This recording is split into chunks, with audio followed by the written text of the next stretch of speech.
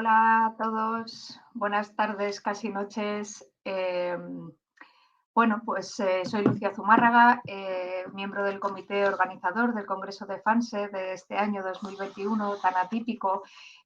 Vamos a dar comienzo a algunas actividades que hemos decidido programar dentro de este congreso que va a ser online.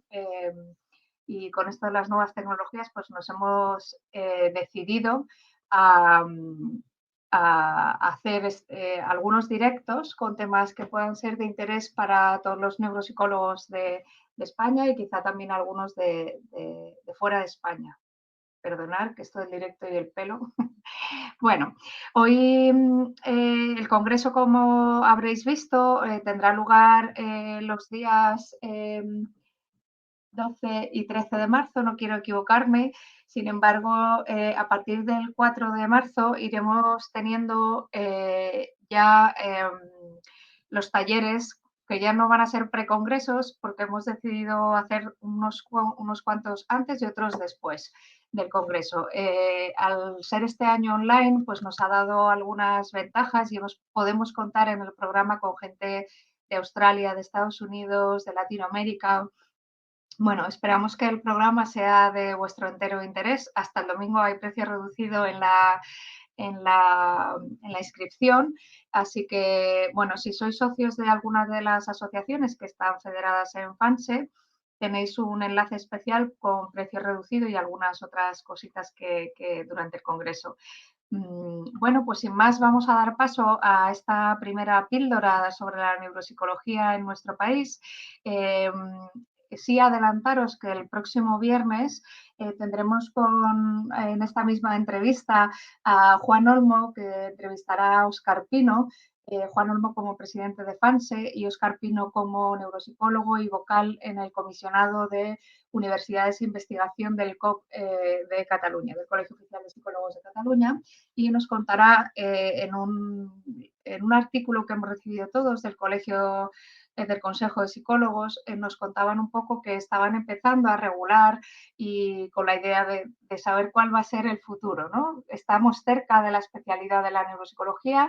Bueno, pues Óscar Pino tratará de resolvernos algunas cuestiones al respecto y estarán Juan y Óscar charlando el próximo 26 y lo anunciaremos una vez que terminemos esta píldora.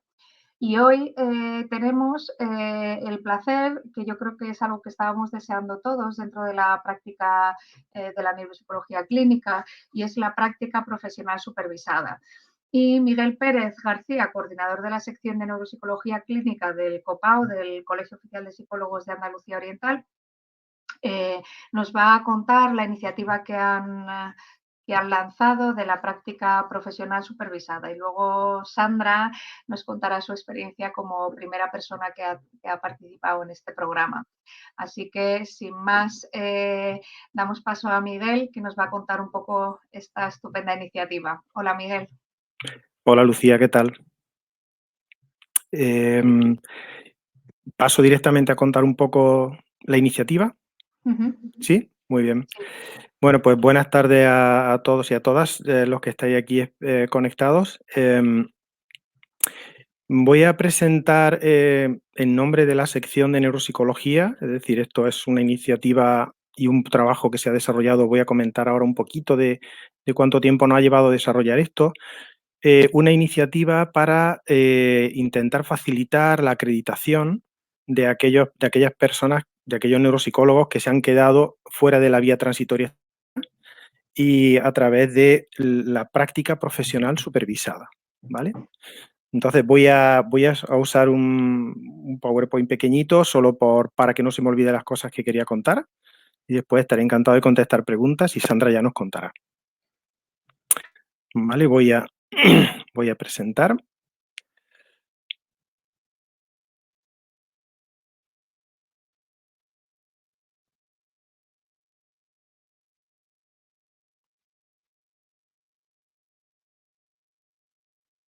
Un momentito.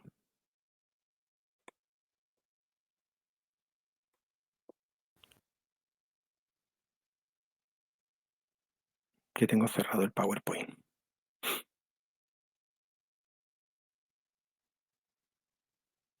Ya.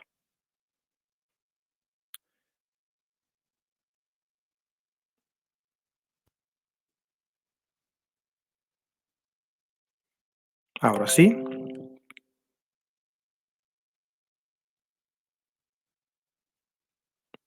Bueno, la primera cosa, como veis ahí, esto es una iniciativa de la sección de neuropsicología del Colegio Oficial de Psicólogos de Andalucía Oriental, que, como voy a contar ahora, surgió realmente con una motivación, y es que queríamos ofrecer una solución a los que pretenden acreditarse como expertos en neuropsicología clínica por la CENAP. Y ya sabéis que, como en diciembre desde junio del 19 está cerrada la vía transitoria extraordinaria, y ha habido un montón de gente que se ha quedado ahí en terreno de nadie, y pretendíamos echar a andar esta iniciativa pues, para facilitarle a esta gente la consecución de la acreditación, y realmente también puede ser útil para la formación de los neuropsicólogos, independientemente de la acreditación. Esto lo veremos en el futuro. Y por otro lado, la otra motivación que tenía la sección al organizar esto, cuando voy a repetir sección todo el tiempo para que entendáis que esto es el trabajo de 20 o 30 personas desarrollado durante un tiempo, el objetivo de la sección también era crear un procedimiento transparente y accesible, que evitara abusos y evitara problemas con la gente que pretende buscar prácticas supervisadas, ¿vale? No estamos hablando de estudiantes, estamos hablando de personas que ya han hecho su formación como neuropsicólogos, que son sanitarios por alguna de las dos vías, y que ahora ahora tienen un trabajo, y la idea es que esa actividad esté supervisada por una persona que ya está acreditada como neuropsicólogo. Entonces, esto es la motivación principal del programa, ¿vale? Eh, Me he permitido contaros muy pequeñito aquí, en muy poquito, una breve historia del programa para que entendáis que las cosas no surgen ahí repentinamente porque a una persona se le ocurre, sino que realmente esto es el trabajo de un grupo, y normalmente de la iniciativa de ellos. Nosotros empezamos a trabajar en este programa de práctica supervisada realmente en la sección de neuropsicología a demanda de un compañero que iba a tener este problema. Era 2016, pero no iba a llegar a la acreditación, y planteó el problema y nos planteó la necesidad de empezar a pensar y solucionar en este tema.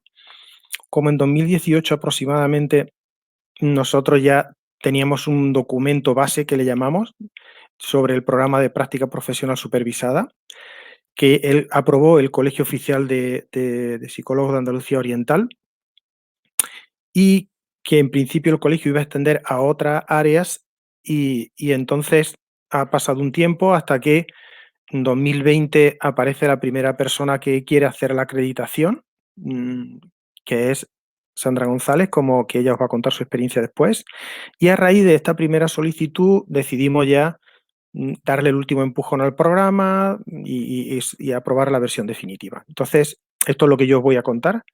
Bueno, yo os voy a contar solo las cosas generales, Sandra os podrá contar más detalles sobre lo que está haciendo.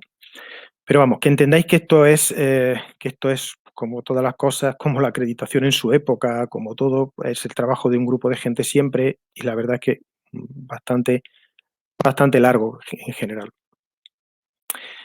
¿En qué consiste el programa de supervisión o de práctica profesional supervisada? Pues consiste en tener un listado de supervisores que cumplan una serie de requisitos de formación que os voy a contar ahora, y disponiendo de este listado de profesionales, las personas que quieran ser supervisadas pueden acceder a este listado y pueden solicitar un proceso de supervisión, ¿vale?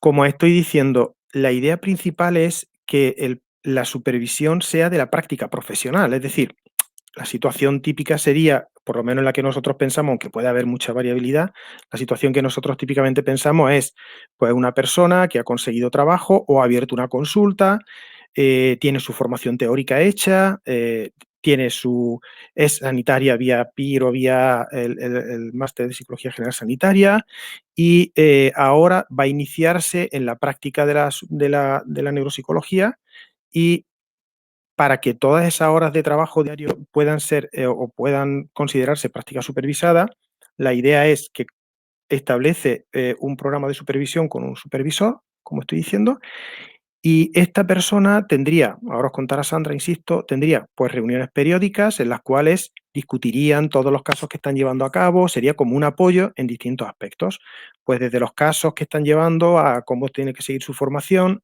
es decir, es como un mentor, un tutor durante el tiempo que vaya a durar la supervisión. Y la otra parte importante es una parte administrativa en la cual el Colegio Oficial de Psicólogos va a llevar un registro, eso es un registro oficial como vosotros sabéis, y ahí va a haber una constancia de las actividades de supervisión, de las horas de supervisión, etcétera, de la persona supervisada, del supervisor, es decir, va a haber un registro oficial, transparente de la actividad y las horas de supervisión, de modo que en un momento determinado el colegio sí podría supervisar, podría certificar la cantidad de horas que lleva una persona como práctica supervisada. No voy a revisar el documento entero, el documento es bastante amplio, ya creo que lo van a subir a la página web en breve, o no sé si ya incluso hay alguna versión subida. Solo algunas cosas que a mí me han parecido importantes, genéricas. Por ejemplo, una cosa importante es que va a haber un registro de supervisores y a los supervisores se les va a exigir una serie de requisitos, ¿vale? Pues se les va a exigir que estén acreditados por la CENAP como neuropsicólogos clínicos, lo cual garantiza que tienen los conocimientos teóricos y prácticos para hacer una neuropsicología de calidad, como sabéis. Obviamente se va a exigir que esté colegiado, se va a exigir que no esté inhabilitado y se les va a exigir que legalmente puedan ejercer la psicología sanitaria, ¿vale? Entonces, va a haber una serie de requisitos, como estoy diciendo, los mínimos son estos, hay otros requisitos más, pero lo interesante y lo importante es que va a haber criterios para seleccionar a los supervisores de alguna manera, ¿no? Hay más, pero bueno, esto es lo más importante. Mm, ¿Qué tipo de práctica es qué tipo de supervisión es la que se espera? Pues para ver el tipo de práctica que se espera, esto es un resumen, ¿vale? Nosotros nos hemos guiado en otros modelos de supervisión que hay a nivel internacional. Esto no es una cosa que se nos ocurrió a ninguno así repentinamente, sino que cuando vimos esta situación empezamos a rastrear cómo eran la práctica supervisada en otros países con la neuropsicología y lo que encontramos es que el supervisor debería proporcionar apoyo clínico a toda su actividad que está desarrollando. En el documento, insisto, que ahí tenéis todos los aspectos desde establecer las metas terapéuticas, seleccionar adecuadamente los tratamientos. Una supervisión práctica, es alguien con quien tú puedes comentar tus casos y tu trabajo, ¿no? Pero no solo eso, pensamos que el supervisor también debería ser una persona que podría apoyar a la persona supervisada en el desarrollo profesional y también vimos que era importante apoyo de alguna manera, apoyo emocional y motivacional en la actividad que pueden desarrollar, ¿vale? Es un tándem que van a ir trabajando juntos. Insisto, no quiero ocupar tiempo con esto, y entonces todo esto está desarrollado en el documento de acreditación, perdón, en el documento de supervisión. Y la otra cosa que a mí me parece especialmente importante, y con esto ya termino, es que el programa incluye también un control de la calidad, es decir, no se trata solo de que una persona entre en contacto con otra y ya que hagan lo que les dé la gana, sino que va a haber una comisión del programa de supervisión que básicamente lo que va a velar es que efectivamente se cumplan los objetivos de la supervisión, que efectivamente se estén haciendo las cosas que se han propuesto. Esta misma comisión también va a hacer una evaluación de los supervisores periódicamente, que efectivamente alguien cuando termina la supervisión va a poder emitir un informe indicando pues, lo que le ha parecido el supervisor y el trabajo que han desarrollado. Va a haber un control sobre digamos, la calidad de las supervisiones. Esta comisión también va a evaluar el programa. Nosotros ahora a esto le estamos llamando el caso de Sandra es como la experiencia piloto para ir rodando el programa, para ver cómo tenemos que ir cambiándolo y cómo tenemos que ir ajustándolo.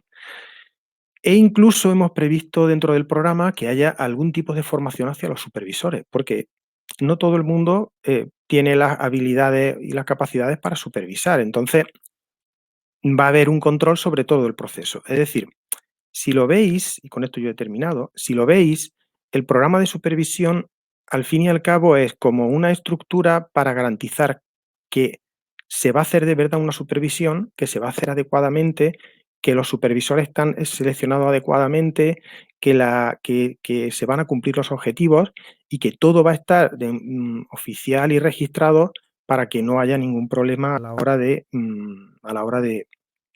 luego emitir certificados sobre la hora supervisada o las actividades supervisadas. Es, al fin y al cabo, buscar la solución o proporcionar una herramienta a aquellas personas que, no habiendo llegado a la vía transitoria extraordinaria, quieran acreditarse y ya tienen hecha su formación teórica o incluso ya han empezado a trabajar como neuropsicólogos. Ese es el objetivo fundamental que tiene el programa de supervisión. Con esto yo dejo de compartir, porque creo que lo interesante realmente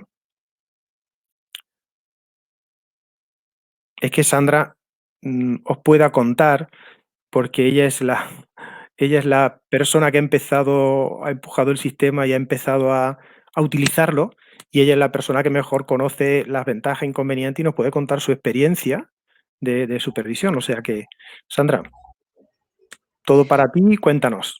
Muchas gracias, Miguel, y gracias por invitarme y a la organización del Congreso FANSE. Para mí es todo un honor porque, si bien es cierto que soy ese programa piloto, ¿no? Soy esa primera experiencia en esta práctica profesional supervisada, para mí es un buen momento para explicar cómo lo he iniciado. Yo soy Sandra González. Formo parte de la sección de neuropsicología del Colegio de Andalucía Oriental, con sede en Granada, y también de la sección de andaluza de neuropsicología.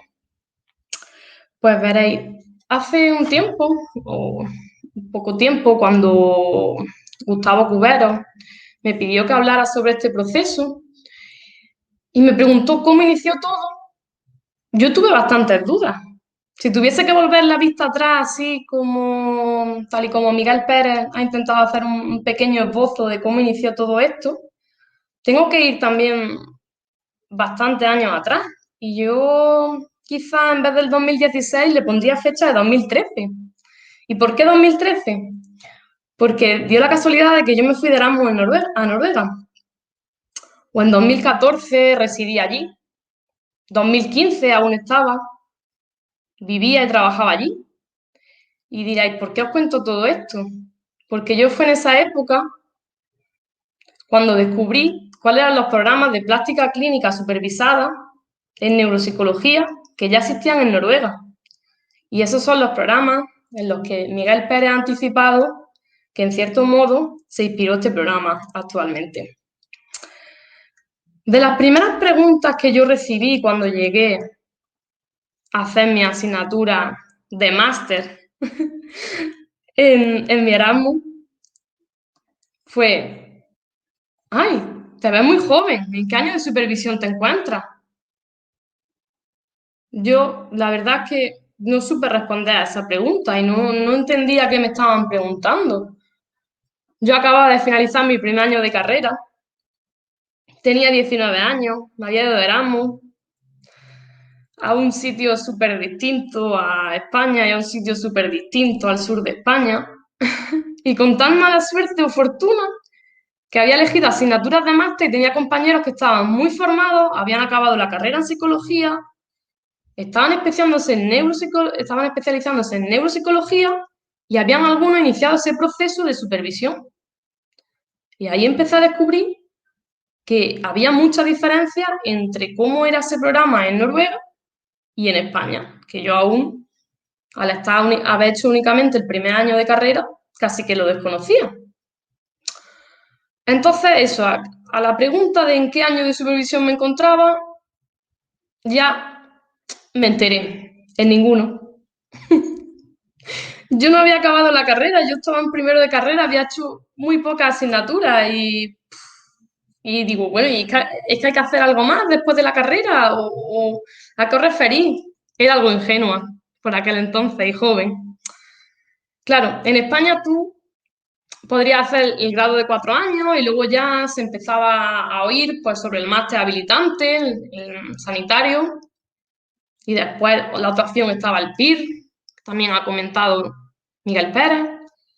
Pero en Noruega el programa era, la carrera la hacía en 3 años, luego hacía un máster especializado y después necesitaba 6 años de práctica supervisada, que era como hacer la carrera entera de medicina o un PIR entero de 6 años.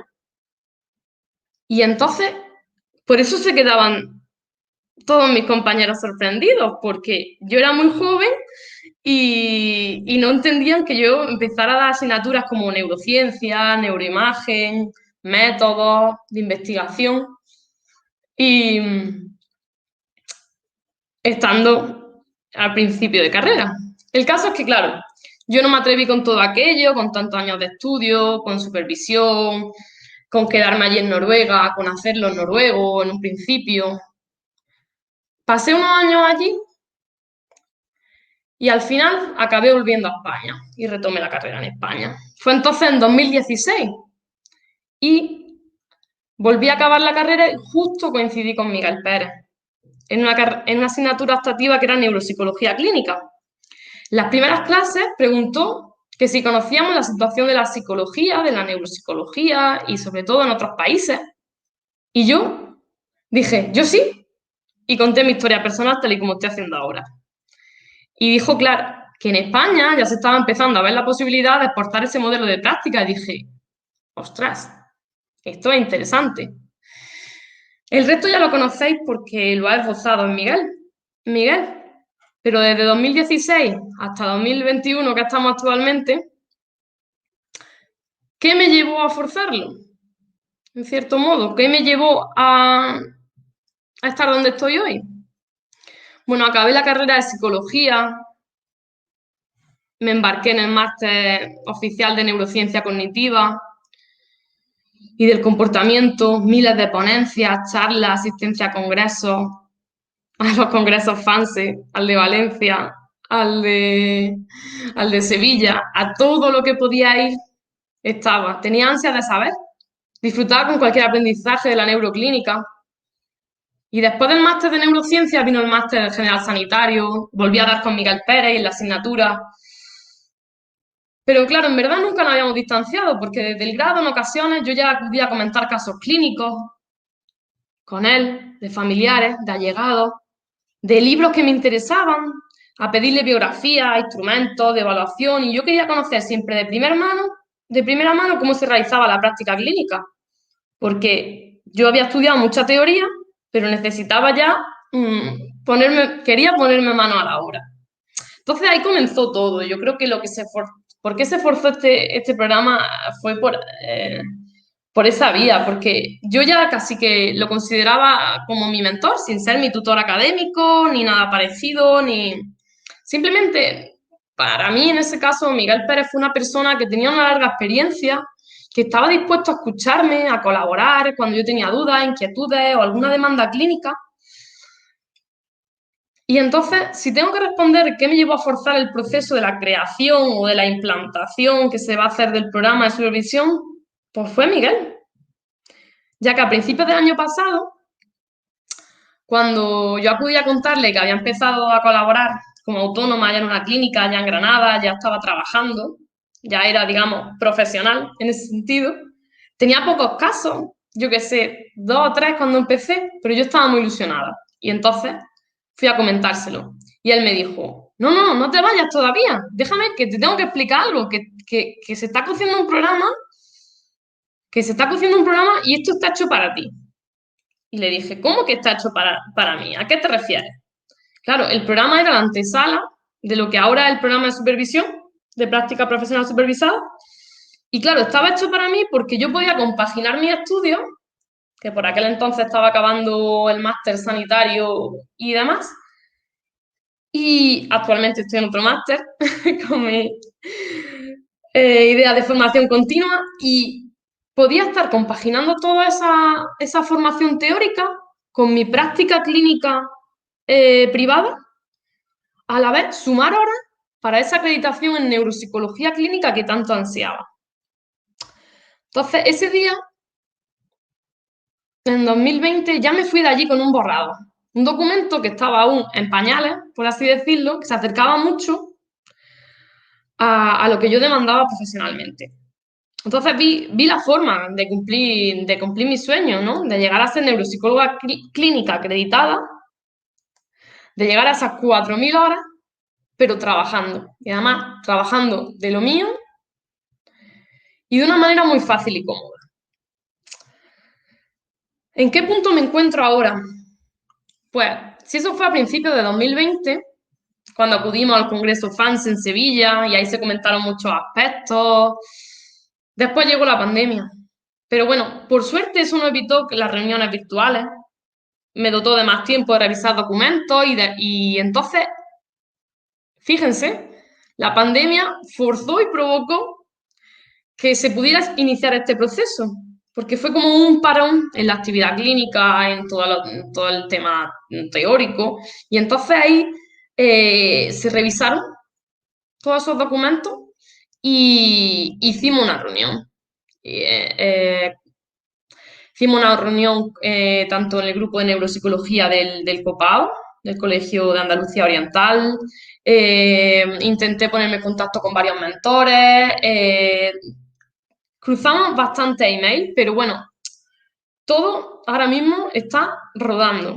Yo ya comencé mis reuniones de supervisión cuando la pandemia se relajó, vamos a decir que fue en octubre sí, tampoco, bueno, cuando nos dio un respiro, en octubre del 2020, de forma virtual, tal y como las circunstancias, bueno, lo permiten, y a día de hoy continúa así.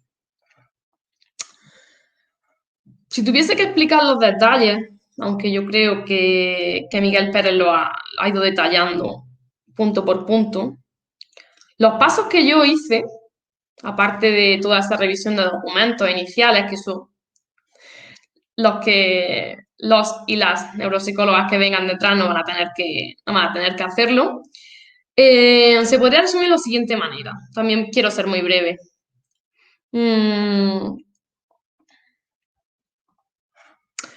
Siento no haber tenido un PowerPoint, pero es muy simple. Solicitamos al colegio ser supervisado. Y para ello hay un proceso como de tándem. Tándem lo ha establecido Miguel, también se le puede llamar como de emparejamiento, ¿no? Estamos buscando una persona que sea capaz de aportarnos ese apoyo clínico, esa formación constante para desarrollarnos profesionalmente o un apoyo a veces emocional, porque la práctica clínica requiere de unas habilidades del terapeuta y de unas habilidades sociales muy elaboradas, aparte de, bueno, de un apoyo emocional necesario. Tras esto, una vez que ya hemos solicitado, tiene que producirse la aceptación por parte del colegio de que cumplimos esos requisitos colegiales y administrativos que ha comentado Miguel. Pues tenemos que estar colegiados en algún colegio oficial de psicólogos del Estado español, estar al corriente del pago, no estar inhabilitados ni suspendidos en el ejercicio de la profesión y tener formación específica en el área que vamos a pedir la supervisión. En este caso estamos hablando del de la neuropsicología clínica. ¿Cuáles serían los requisitos administrativos? Pues tenemos que solicitar y cumplimentar los anexos, los documentos y adjuntar los documentos acreditativos necesarios para los méritos que aleguemos. El pago de una pequeña tasa por gestión administrativa, así como firmar, bueno, protección de datos, eso es siempre, y tener un seguro de responsabilidad civil contratado, que es necesario para la práctica clínica en sí. Presentamos entonces la solicitud de supervisión, hacemos una declaración jurada y lo último, pero no menos importante, el acuerdo de compromiso. El programa de práctica profesional supervisada es un compromiso. Es un compromiso en el que podríamos y en el que tenemos que comprometernos a llevarlo a cabo en un máximo de duración de 4 años, entendido casi así como casi un doctorado, y al menos que tenga 2 sesiones al mes de supervisión. Eso sería los pasos a seguir. Y dicho todo esto, para finalizar, si yo tuviese que hacer alguna pequeña valoración del programa de mentorización o de supervisión, aparte de estar súper agradecida de formar parte de este programa piloto, es que para mí es un sueño hecho realidad y un programa que es fácil de seguir, que no es rígido, que no tiene deadlines que sean rígidos, que tú misma o tú mismo decides los ritmos de trabajo, que estableces el número de sesiones que quieres tener con tu supervisor o supervisora, la periodicidad de estas, que en cierto modo eliges a la persona que te puede supervisar, tanto por afinidad, tanto por formación, puede ser por localización o puede ser que decidas que sea online y entonces buscas al mayor profesional del ámbito al que quieres dedicarte, que no solo por su formación, sino que tienes en cuenta también el carácter personal, de que es al fin y al cabo una relación, y en definitiva de que es posible compaginarlo también con toda esta situación de incertidumbre y cambio que estamos viviendo. Eso sería todo. Para cualquier duda, pregunta o sugerencia, estaremos tanto Miguel Pérez como yo misma dispuestos a responder.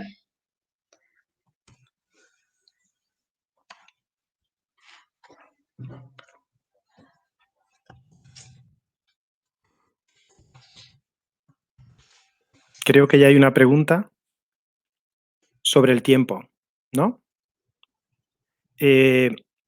Como lo ha explicado Sandra, el máximo tiempo es 4 años, porque es para la práctica, es para acceder a la acreditación por la vía ordinaria. Entonces, el máximo tiempo es 4 años. Obviamente, hay gente que se incorporará al programa de prácticas cuando ya tiene hecho X cantidad de años de práctica y a lo mejor solo va a estar 1 o 2, pero el máximo es 4. Ese es el máximo tiempo.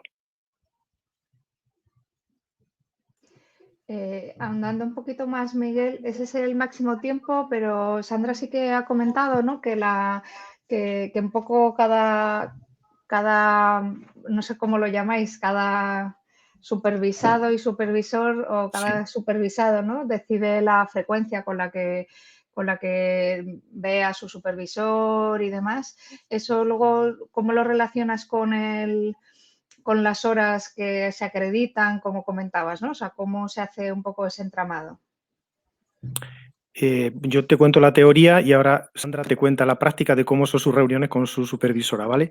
La teoría es la siguiente. La teoría es que tiene que haber al menos 2 reuniones al mes y la idea es que en esas reuniones tú lo que haces es comentar toda tu actividad clínica. Son reuniones para comentar tus casos y, por tanto, lo que siempre tuvimos muy claro es que aunque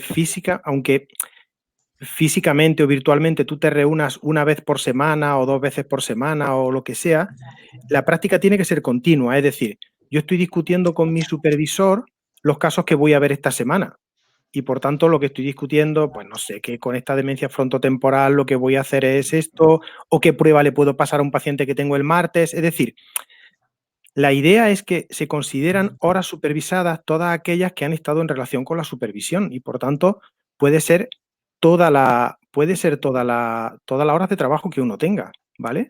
Porque esa es la teoría que nosotros hemos planteado, que no se consideran horas supervisadas exactamente reunirte una hora con tu supervisor. En esa hora tú puedes haber discutido, en teoría, insisto, que esto es lo que estábamos nosotros en la sección pensando, tú estás discutiendo no una cosa concreta, sino toda tu actividad y, por tanto, todas tus horas de trabajo son prácticas supervisadas. ¿De acuerdo? Esa es la idea.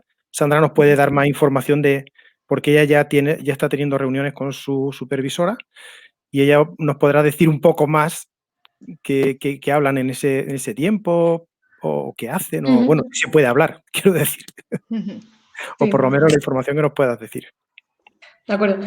Si acaso viene muy bien la pregunta, Lucía, y te lo agradezco porque es un aspecto que quizás he dejado yo de lado. Vale, aunque es verdad que puede ser posible que haya nada más que 2 sesiones al mes, 4 sesiones al mes, o depende también el grado de autonomía que tenga el profesional en sí, porque quizá alguien que está empezando necesita más o menos sesiones al mes.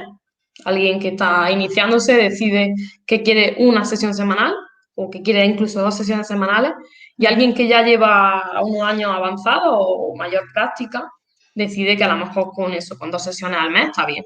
Entonces es algo, digamos, voluntario, de mutuo acuerdo, y también depende un poco del cómputo de horas. Si ya ha cursado formación reglada como másteres oficiales y esas horas puede computarlas en sí, no necesita tantas horas de su práctica clínica para conseguir estas 4.000 de la acreditación. Entonces, eh, esos aspectos habría que tenerlo en cuenta, son individuales de cada caso. Pero ¿cómo existe esa traducción, ¿no? De cómo yo, en mi caso, por ejemplo, asisto a las sesiones de reunión, de supervisión, y luego eso se traduce en horas clínicas supervisadas. Bueno, pues como dice Miguel, yo comento todos mis casos. Mi supervisora tiene acceso a los datos de mis pacientes, y yo he elaborado así como una especie de fichero, y, y eso me permite que casi todo la práctica que yo estoy haciendo esté supervisada. Aparte de todo esto, hay que elaborar un registro que a día de hoy se ha establecido como un registro trimestral, donde se recogen el número de horas de supervisión y de tu práctica clínica, para que luego se puedan traducir en horas supervisadas. Y se tiene que especificar qué tipo de tarea ha hecho. Por ejemplo, si en esa hora de supervisión ha sido apoyo clínico porque necesitaba un instrumento de evaluación, o ha sido para tu desarrollo profesional porque hemos estado documentando artículos, acceso a eventos, a congresos, o ha sido apoyo emocional porque actualmente estás pasando por una etapa de duelo, o algún paciente tuyo está pasándolo. Entonces, en ese registro, que se va a hacer en un principio en un formato Excel, puede quedar constancia de cómo se hace esa traducción de lo que son las horas clínicas individuales a las horas supervisadas, y cómo todo esto computa en las horas para la acreditación de experto en neuropsicología. Espero con esto haber resuelto esa pregunta. Sí, en la misma línea preguntaba también Olga, que ha sido la primera que lo ha preguntado, cuál sería lo mínimo, ¿no? O sea, realmente ahora habías comentado, ¿no? Esa supervisión y el mínimo, o sea, decir, ¿cómo se considera que una supervisión, bueno, es de calidad, está bien orientada y logra realmente los objetivos, ¿no? Que habéis planteado cara también a la acreditación y a una buena calidad de la neuropsicología clínica? Sandra, sí. Sí, bueno, en este documento que inicialmente ha compartido Miguel Pérez, existe una serie de autoinformes en el que tú mismo o misma, como aspirante a ser supervisado o supervisada, puedes rellenar en qué momento te encuentras, o también los supervisores tienen un proceso efectivamente de formación, que también se ha comentado, o de garantía de calidad. Entonces, bueno, en un principio se espera o se considera que el mentor, en este caso yo le llamo mentor o supervisor, sea el que él o ella establezca que esto ha sido fructífero, que esto está avanzando, que no se queda ahí una hora o en 2 horas o en la sesión que se establezca, sino que luego tiene la validez ecológica y la utilidad en la práctica en sí. Se lleva a cabo en el ámbito, no se queda en algo teórico. Y para ampliar un poco lo que ha dicho Sandra, como eso nos preocupaba mucho, que esto se convirtiera en algo de dos personas que se ponen de acuerdo y no hay un control sobre lo que de verdad se está haciendo durante esa actividad supervisada, se estableció lo que yo he contado al final, que lo ha indicado ya Sandra, que es una comisión, un control de calidad, para que efectivamente nosotros, alguien del programa, la comisión esta que se crearía dentro del programa, pues tenga entrevistas periódicas con los supervisores, con los supervisados, que comprobar que efectivamente se están cumpliendo los objetivos. Hacer algo muy serio. No establecer ahí un documento para que dos personas se pongan de acuerdo y hagan lo que quieran. Y eso incluye que a lo mejor el supervisor no es lo que se esperaba y hay que cambiar de supervisor, pues no hay ningún problema. Personalmente estoy seguro que no se van a conocer. Yo creo que Sandra no conocía personalmente a su supervisora, no sé si la conocía, pero si empiezan un proceso de supervisión dos personas que no se conocen y a los 5 o 6 meses la cosa no va bien, en el sentido de que, bueno, que no es lo que esperaban, no es lo que, yo qué sé, pues directamente que se pueda cambiar a otro supervisor. Hemos limitado que los supervisores, para que esto no sea un negocio para nadie, hemos establecido que los supervisores no pueden supervisar a más de 2 personas, porque esto no puede ser que ahora yo dejo mi práctica para dedicarme a la supervisión de gente. Esto no puede ser. Es decir, hemos establecido un montón, un montón, distintos tipos de mecanismos para que de verdad la cosa se esté haciendo y de verdad sea seria. Y ese es un poco el objetivo, ¿vale? El documento es un documento como de 8 o 9 páginas o 10 páginas donde está todo esto bien explicado, pero claro que no podíamos aquí aburrir a la gente con poner exactamente todas las medidas. Pero como creo que lo van a poner en la página web para cuando estén ya todos los impresos, porque están los formularios, está todo y están cerrando los formularios. Sandra es la que está ayudando realmente a que los formularios recojan lo que tiene que recoger, junto con el Colegio de Psicólogos, y están ellos trabajando en desarrollar los formularios que sean operativos y en la medida en que terminen con todo eso ya estarán disponibles para que todo el mundo los pueda ver en la página web y ahí estará todo. A pesar de que le hemos dado vuelta, a pesar de que Sandra está dándole más vueltas todavía, ya desde la parte práctica, todos en la sección de neuropsicología tenemos claro, por eso lo de piloto, ¿no?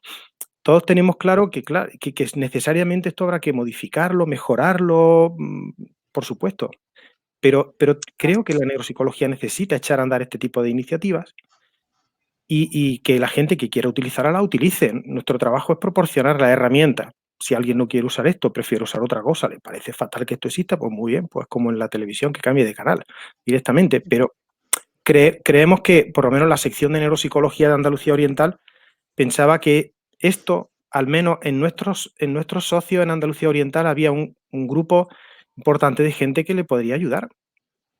Y Sandra ha empezado, pero ya hay varias personas ahí esperando a ver un poco cómo anda esto para empezar.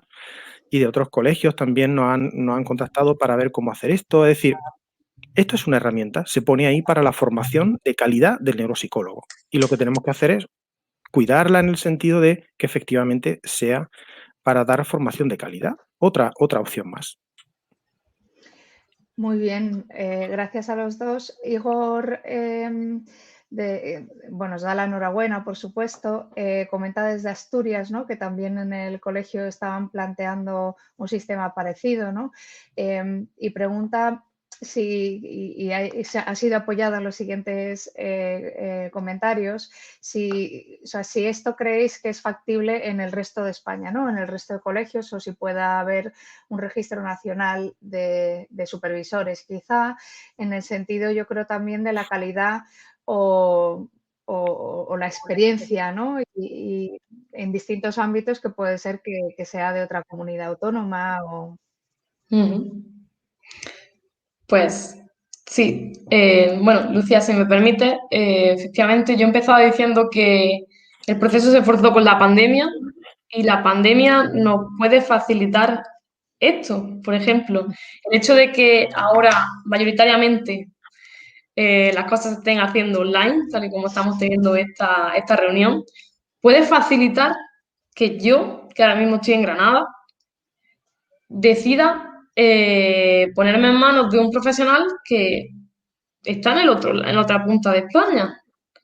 Porque si las sesiones de revisión se pueden establecer y hacerlas de manera telemática, pues si yo quiero tener al mejor profesional formado en el ámbito de la neuropsicología infantil o cualquier especialidad a la que quiera dedicarme, pues como además el nombre del congreso, superando barreras, uniendo esfuerzos, esa barrera está ya superada, porque no hay límite, no está establecido por localidad, ni mucho menos hay que limitarse al mismo, o al mismo colegio en el momento en el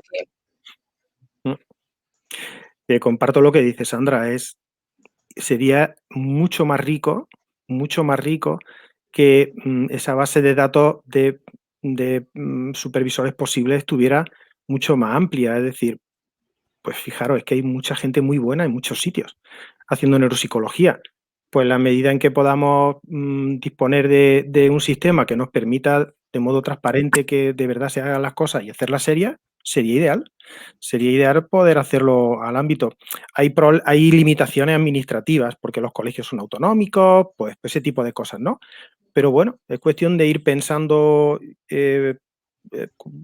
soluciones y, como bien dice Sandra, las herramientas ya están, se han desarrollado bastante y hacemos ahora cosas como estas que fíjate que bien y que funciona todo y se podría hacer, ¿no?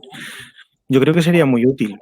Se podría ir especular en, bueno, ya puesto a hacer práctica supervisada, pues entrar en periodos de práctica supervisada. Es decir, bueno, pues yo ahora quiero hacer práctica supervisada en infantil, pero luego quiero hacer práctica supervisada en demencias, luego me explico, es decir, es como podríamos tener un abanico más amplio, más posibilidades, no sé. Es cuestión de echar a andar el sistema, de echar a andar la herramienta y llevarla hasta donde creamos que podemos llevarla. En esa misma línea, Gustavo nos preguntaba si se puede inscribir al programa aquellos neuropsicólogos que ya estén acreditados. ¿No? Un poco en la misma línea. Quizá, bueno, pues tiene sus ventajas. Contarnos un poco cómo lo veis. En el sentido de si se puede inscribir como supervisado alguien que ya está acreditado. Eso es, sí. Entiendo así la pregunta, sino que nos corrijan. Pues yo lo vería magnífico, ¿eh? Yo estaría encantado que alguien me ayudara a aprender de cosas que no sé, evidentemente. Estaría encantado. Es que cuando lo piensa uno fríamente, es que sería el sistema noruego, es que es buenísimo. Es que sería, me explico, es decir, también lo tienen en Estados Unidos, nosotros revisamos varios modelos. Es que imagínate, uno termina, no sabe de algo y se va ahí a hacer práctica profesional y sería ideal tener un teléfono al cual llamar, como yo muchas veces digo, es que sería ideal poder descolgar un teléfono. Oye, ¿y en estos casos qué hacemos? ¿O qué puedo hacer o qué no puedo hacer? Por supuesto, todos los sistemas, el MIR, el PIR, todos tienen tutores, todos tienen un sistema de supervisión para la gente que está empezando que pueda tener un apoyo. Esto no es, esto estaba inventado, ¿eh?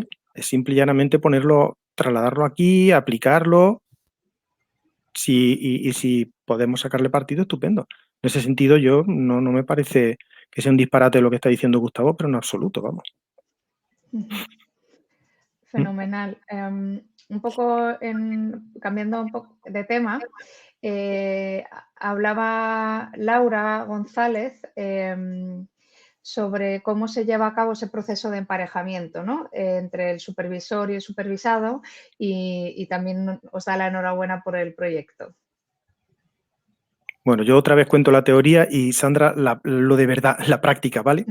La teoría es que existirá un listado público de supervisores. Debería existir ese listado público, se pretende que exista, con cierta especialización, es decir, pues mira, pues está fulanito que trabaja sobre todo demencias, esto y esto, no sé quién que trabaja sobre todo infantil, para que los supervisados puedan dirigirse a ellos, por decirlo de alguna manera. Pero ya el matching ya de el contacto entre ellos ya es un tema que nosotros no lo hemos regulado en el sentido de que ya tiene que ser un acuerdo personal entre ellos dos. Aquí es donde Sandra le paso el listón a Sandra para que nos diga cómo lo hizo, por ejemplo, ella o cómo cree ella que se podría hacer mejor, que nos cuente su experiencia. Te paso el testigo, Sandra. De acuerdo. Bueno, pues efectivamente, cuando yo inicié este proceso no existía aún ese listado de supervisores. Bueno, yo a través de mi formación, tanto en el máster de neurociencia como en el general sanitario y la asistencia a congresos, empieza a escuchar sobre profesionales que se dedican a distintos ámbitos y ya más o menos saber también líneas de investigación y por dónde un poco quieres profundizar. Entonces, mi proceso fue el rellenar la autoevaluación o el autoinforme del que se dispone en el documento del programa de supervisión. Y, y fue un poco, bueno, pues como nos pasa cuando vamos a hacer un proyecto fin de máster o fin de carrera, elegimos la temática y también elegimos por afinidad a la persona con la que pensamos que vamos a poder y sabemos trabajar y vamos bien. En un principio no es posible que conozcamos a todo el mundo, pero bueno, yo me dediqué a investigar las redes, a asistir a muchos congresos, por ejemplo, y tras esto pues yo únicamente de mi listado me decidí por una persona y aposté por ella. Elaboré un currículum, era bastante detallado, una buena carta de presentación, un email estructurado, diciéndole pues por qué estaba yo dispuesta a empezar este proceso, cuáles eran mis aspiraciones en este proceso. Y ella dijo que sí. Yo hice la proposición y ella dijo que sí. Para mí fue bastante fácil. No sé si todo el mundo lo creerá o no, pero no estuve dando palos de ciego. Fenomenal. Fue así de sencillo. Entiendo que otras personas pues quizás a lo mejor tardan un poco más o no saben a quién dirigirse o están un poco más perdidos en ese proceso, pero es fácil siempre cuando puedes preguntar a colegas y investigar. La palabra es investigar. En esta misma línea, ¿no?, de criterios un poco para establecer las relaciones entre supervisado y supervisor, Elena nos pregunta qué formación teórica arreglada ha de tener el supervisado y si se han establecido algunos criterios. Bueno, digo la teoría otra vez. La teoría es que no hay unos criterios porque la formación teórica que se espera que tenga la persona antes de empezar con la práctica supervisada es la que establece la acreditación. Y como sabéis, la acreditación establece 500 horas de formación específica en el campo de la neuropsicología clínica. Ese es el criterio, pero no especifica ningún tipo de criterio no especifica ningún tipo de criterio más allá del sentido común de que tiene que ser una formación de calidad, reconocida, etcétera, ¿vale? Entonces, eso es lo que se pide generalmente. Eso es lo que tendría que ser, aunque creo que en el documento, si yo no recuerdo, Sandra se lo ha leído más que yo, desde luego, yo no recuerdo si hay unos criterios de la formación teórica. A lo mejor sería un momento de pensarlo y ponerlos, o sea que, no, si no están, no sé, ¿qué piensas, Sandra? Quizás se extraen o se entienden del requisito de estar colegiado y de ser sanitario, me refiero, o estar habilitado o haber pasado por algún proceso habilitante como puede ser el máster general sanitario o la vía PIR. Eso quiere decir que nos encontramos ante una persona que ya ha cursado un grado, el grado en psicología, y que al menos ha hecho un máster bien público o bien privado que tiene pues 180 horas de práctica, el general sanitario o demás, pero que ya se engloban ahí casi que las 500 horas de formación. porque entre el grado y el máster. Pero de cara a la acreditación, debería, aparte de tener eso, que es como el requisito administrativo para ser un sanitario, debería tener una formación específica en neuropsicología clínica de cara a la acreditación, porque la va a necesitar de cara a la acreditación. Entonces, es verdad que creo que eso no está en el documento de supervisión. Me parece que no está especificado, como dice Sandra, se puede entender ahí que te piden, porque pone explícitamente tener la formación teórica exigida por la acreditación o algo así, pero no está explícito. Pero creo que pone algo así de la formación teórica. Creo que tengo el documento por aquí, pero bueno, tampoco merece la pena que nos paremos en ese detalle. Cuando en el documento creo que hay algo de eso, ¿eh?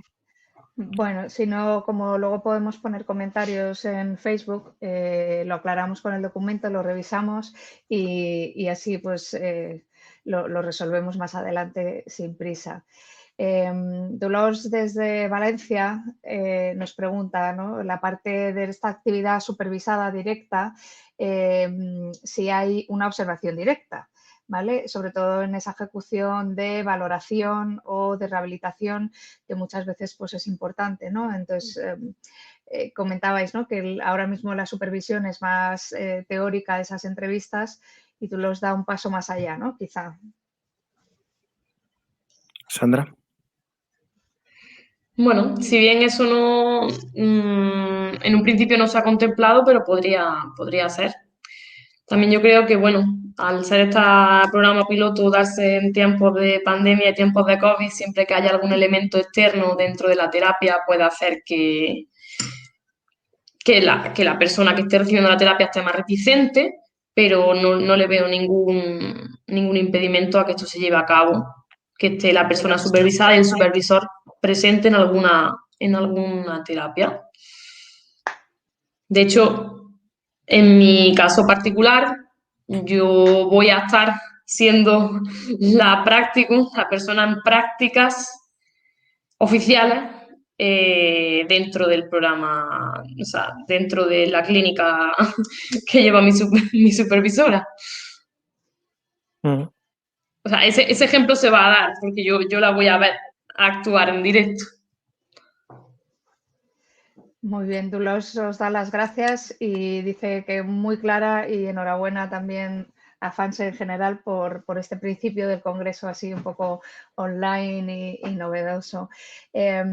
Lorena, por otro lado, nos comenta qué requisitos deben cumplir las personas que supervisan y evalúan la calidad del programa, ¿no? O sea, es decir, los supervisores, quizá el supervisor... Supervisores de supervisores, que es que complicamos la cosa muchísimo, sí. Sí. Pensábamos que estábamos buscando un balance entre no complicar la cosa, pero hacerlas. La comisión está previsto que sea, me tengo por aquí el documento, que sea a ver si lo encuentro rápido para decirlo, pero bueno, básicamente esa comisión es un par de representantes de la sección de neuropsicología y algún representante, y creo que el secretario del colegio de psicólogos, pues porque el secretario del colegio, la función que tiene es de dar testimonio, es él, ya sabéis que es el que firma todas las cosas y demás. Me parece que está previsto que la comisión sean 3 personas, 2 de la sección de neuropsicología y el secretario del colegio, para que hagan esa actividad, ¿vale? Eso es lo que está previsto. Y están establecidas las funciones en el documento, pues tendrían que hacer esto. Igual, creo que lo vamos a poder mejorar con el paso del tiempo. De hecho, en ese sentido, en el documento que he hablado antes de registro trimestral, este secretario del colegio debería dar fe de que durante ese registro que hemos hecho de 3 meses de nuestra actividad, pues se concuerda con una práctica profesional supervisada, que ya hay un registro y unas pautas cada 3 meses, no simplemente a los 4 años de finalización y tiene que haber la firma del supervisado, del supervisor y del secretario del colegio autonómico en funciones. Otra garantía de calidad. Sí. Sí, Elena nos hace 2 preguntas, Elena Muñoz Marrón. La primera de ellas es que esa acreditación o ese informe final o certificado sería válido para la acreditación, ¿no? O sea, que fortalecería esa solicitud que hicieran los supervisados para la acreditación nacional. Claro, es que ese es el objetivo un poco que tiene, como he comentado, todo este programa. Yo puedo, tú, Lucía, puedes hacer un documento que diga que me has estado supervisando durante 10 años. Perfecto. ¿Y quién sabe que eso es así? ¿Y quién puede comprobar que eso es verdad? ¿Y cómo sabemos que ha ocurrido? Entonces, justo para evitar este tipo de cuestión es por lo que ese certificado no lo emite ni el supervisor ni el supervisado. Lo emite el Colegio de Psicólogos para un proceso que es interno del Colegio de Psicólogos, como es la acreditación nacional. Y justo los secretarios de los colegios están sometidos a legislación, ¿no? O sea que tienen que dar fe, que no sé qué, que no sé cuánto y este tipo de cuestiones, y es una garantía de que es verdad. El secretario lo que va a decir es, según consta en los registros de nuestro Colegio de Psicólogos, esta persona mirará el registro de todo de eso, pues ha sido supervisada por no sé quién y por no sé quién y por no sé quién, lo que sea, y el total de horas que constan aquí, estas son las actividades que han supervisado y el total de horas que constan aquí son estas. Claro, ese documento no soy yo, no eres tú que me lo haces a mí, es el secretario basándose en los documentos que se han entregado, no tampoco porque es el secretario y le parece bien o la secretaria y le parece bien. Entonces, claro, eso es precisamente lo que vamos buscando, transparencia. Fenomenal. Entonces debería servir, claro que sirve. Y ya una última pregunta que se me había quedado por ahí. Elena también nos preguntaba sobre la tasa de gestión como único pago, ¿no? O sea, es decir, si hay un coste, si hay alguna compensación económica por parte del supervisor, o cómo es esta parte, ¿no? Quizá más contractual. Quizá ¿Sí, Miguel? Sí. No, tú, Sandra. Decía que quizá la tasa de gestión sea algo más homogéneo y se pretende que eso esté bastante controlado y regido en casi todos los colegios, tanto autonómicos. Pero digamos, los honorarios que recibe el profesional por supervisar es algo otra vez de mutuo acuerdo. Entendiendo esto como que es normalmente un horario, un momento en el que el clínico profesional está dejando quizá de dar terapia para supervisar a su supervisor y entonces tiene que ser remunerado. No se puede entender de otra manera. Entonces sí tiene un coste económico, efectivamente. Quizá no me incidió en ese aspecto, pero sí tiene un coste económico un poco a negociar prácticamente en el momento en el que se produzca el match, el emparejamiento. Sí, es como dice Sandra. Le dimos muchas vueltas a si habría que poner una cuota, si habría que decidir, si habría que no sé cuánto. Al final salieron tantas situaciones diferentes de si estamos en una situación de práctica privada, si estamos en una situación donde un profesional trabaja en la práctica pública y otro en la privada, de lo que cobra cada cual, había tantas situaciones diferentes que decidimos que era una cosa que no se podía regular. Es decir, que lo tienen que hacer de mutuo acuerdo, en el documento reflejan que han llegado a un acuerdo y que tiene que ser de mutuo acuerdo y que efectivamente están de acuerdo en lo que cómo lo van a hacer. Ya te digo, eran muchas situaciones diferentes. Como comentaba Sandra, si trabajas en la práctica privada y tienes una hora que has quitado para un paciente para dedicar a todo eso, pues lo que cobraras al paciente es lo que le deberías cobrar a esa persona. Bueno, había otras opciones que decían, no es igual supervisar a un compañero que hacer práctica clínica. Otra gente, la postura era, bueno, ¿y si estás en la práctica pública, perdón? Si estás en la práctica pública, ¿cuánto tendrías que cobrar? ¿Cuánto cobras por hora? Era una situación tan diferente que decimos, mira, esto no se puede. Esto que lleguen a un acuerdo y que ellos se pongan de acuerdo en algo que sea razonable para los dos y que luego lo reflejen en el documento. Y respecto a la tasa, igual, la tasa la están calculando en función del número de horas administrativas y no sé qué, que es una cosa que a nosotros, a la sección de neuropsicología, se le escapa porque lo lleva la sección de presupuesto o tesorería o algo así. Y va en función de la cantidad lo que nos dijeron es que va a haber una tasa administrativa de apertura de expediente, de, bueno, pues empezar todo el proceso y luego que eso, pues no sé la cantidad, salían como 7 horas de trabajo, nos estuvieron explicando, y luego una tasa por año, que ya es mucho menor, que ya es como mantener el proceso por el tiempo que dure, ¿no? Pero yo no sé si Sandra tiene la última, pero yo creo que todavía no han calculado eso. Sí que están calculando las horas administrativas y todo ese tipo de cosas. Con lo cual... Sí, efectivamente, si entendiésemos esto como antes he hecho mención a un proceso de doctorado, bueno, pues hay una inscripción, un proceso de matriculación, ¿no? Pues ese sería el pago inicial y luego durante los 3 años siguientes la cuota es más baja y haciendo incidencia sobre todo en la fecha de inicio es importante, hay que dejar constancia.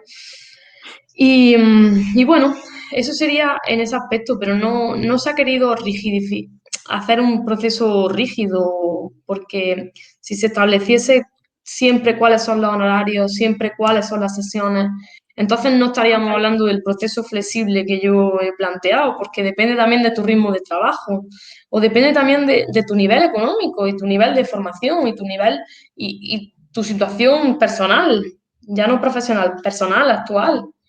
Entonces, establecer una cuantía fija para todos no sería, No para sería mí factible. no sería No sería factible. factible, ¿no? Bueno, siempre lo económico es un asunto complejo que Sí. nos trae muchos quebraderos de cabeza. Una última pregunta que además nos abre a la siguiente, el siguiente directo del viernes que viene con Óscar Pino y que va a ser entrevistado por Juan Olmo, el presidente de FANSE. Miguel preguntan, ¿hasta cuándo estaríamos pensando que es válida esta vía de acreditación? Y con esa pregunta que esperemos que Óscar Pino, ¿no?, nos acerque de cómo está de cerca o de lejos esa especialidad o bueno, dónde estamos un poco, ¿no?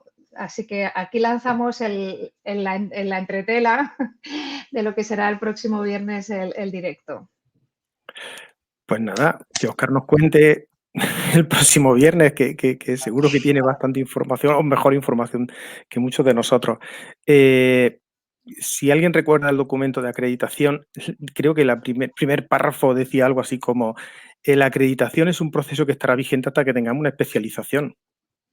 Es así, es decir, no sé si cuando tengamos una especialización pues, convendrá mantenerlo por alguna razón, no sé, eso ya veremos si lo vemos.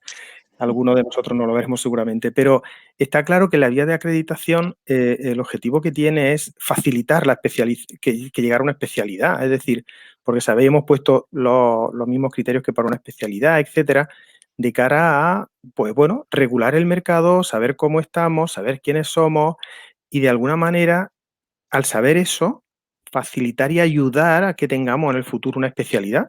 Entonces, creo que es el primer párrafo. Tendremos una acreditación hasta que tengamos una especialidad. Cuando tengamos una especialidad probablemente no tendrá sentido tener una acreditación, no lo sé. Pero es así. Eso está en el documento en el documento de acreditación que tiene la CENAP, pero es que creo que estaba en el documento de acreditación que FANSE hizo en 2012. O sea, esto siempre lo hemos tenido súper claro. O sea que ahora, el próximo viernes, recibiremos más información y sabremos por dónde va la cosa. Y así enganchamos con el siguiente viernes. Correcto. Os invitamos a todos y a que yo creo que va a ser súper interesante que Óscar Pino nos mantenga un poco al día, ¿no?, de esta situación, que a veces es un trabajo quizá un poco bueno, no oculto, ¿no? Tanto de la Federación como de todas las sociedades autonómicas, secciones de colegios y demás. Y como te decía Olga ahí al final, ¿no? Gracias por Miguel por toda esta lucha por la neuropsicología. Recogemos el testigo de todos los que lleváis mucho tiempo empujando y seguís. Y bueno, y queremos seguir en esta defensa de la neuropsicología por todos los siguientes, ¿no? Los futuros neuropsicólogos y sobre todo, como yo siempre digo, de nuestros pacientes y las personas que se benefician de una buena calidad, ¿no? De la neuropsicología clínica. Sí. Muchísimas gracias a todos los que habéis estado en directo, a Miguel y a Sandra por colaborar con FANSE en este directo y lanzaros aquí al online a tope. Y nos emplazamos para el próximo viernes y sobre todo para el Congreso. Así que nos veremos virtualmente y esperamos poder disfrutar todos de seguir en la línea de los congresos y la formación. Feliz noche de viernes y buen fin de semana. Gracias a vosotros, de verdad. Un saludo. Muchas gracias. Buenas noches.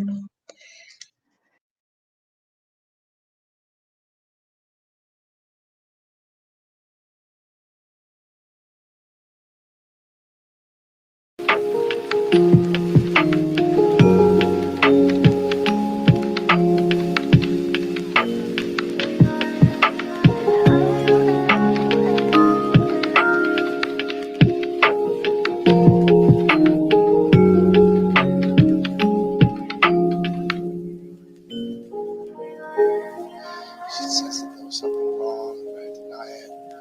I don't want to do that anymore. I'm going to tell you everything.